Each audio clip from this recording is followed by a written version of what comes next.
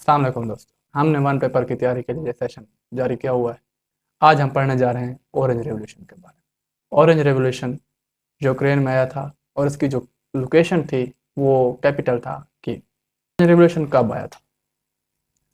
Orange revolution 2004 में Ukraine में election हुए थे, प्रेसिडेंशियल इलेक्शन जो थे। फर्स्ट राउंड में दो जो बड़े लीडर थे वो बराबर हो गए, फिर उनके लिए सेकेंड राउंड का शुरू किया।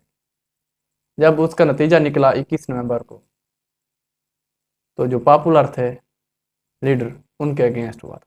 जो अपोजिशन में लीडर थे उन्होंने कंपेन स्टार्ट कर दी।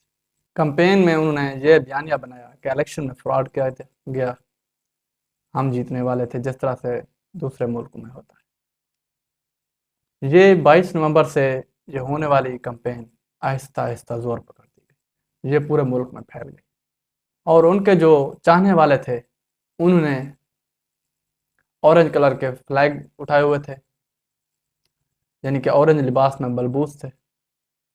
और ये तहरीक इतनी बड़ी कि सिविल डिसोबीडियंस शुरू हो गई, सिविल स्ट्राइक्स शुरू हो गए, जिस पर अदालतों ने भी नोटिस लेना शुरू कर दिए ताकि मामले को ख़त्म किया जाए।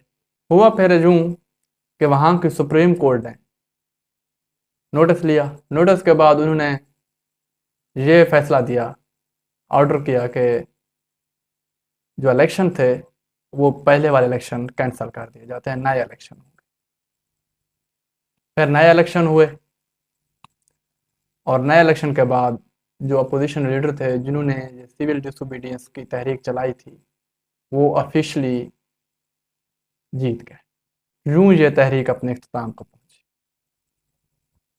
तो अब सवाल ये है कि अगर ये सवाल आ जाता है ऑरेंज रेवोल्यूशन का, तो इसका जो राइट ऑप्शन होगा वो 2005 हुआ। 2004 में ये नवंबर 22 वो ये शुरू हुआ और ये फिर जनवरी 2005 में ये जाकर एंड हुआ 23 जनवरी को। तो इसलिए ऑरेंज रेवोल्यूशन के बारे में जब सवाल आता है तो ऑप्शन में 2005 दिया होता है। अब इसको हम शॉर्ट फॉर्म में करते हैं। ऑरेंज रेवोल्यूशन दरअसल यूक्रेन में आया था। लोकेशन कैपिटल जो था उनका कीव था। और उसके बाद इसका जो इशू क्या था, इशू ये था कि प्रेसिडेंशियल इलेक्शन हुए थे और उसमें फ्रॉड का इल्ज़ाम लगाया गया। तब से ये कंपेन स्टार्ट हुई और यूं ये नवंबर से जनवरी तक ये कंपेन स्टार्ट हुई और जनवरी में ये रेवोल्यूशन कामयाब हुआ और अपोजिशन के जो लीडर थे जो पहले हार गए थे उनकी जीत का ऐलान हुआ। जब उन्होंने हल्फ उठाया तो फिर ये तहरीक अपने इख्तिताम को पहुंची। शुक्रिया।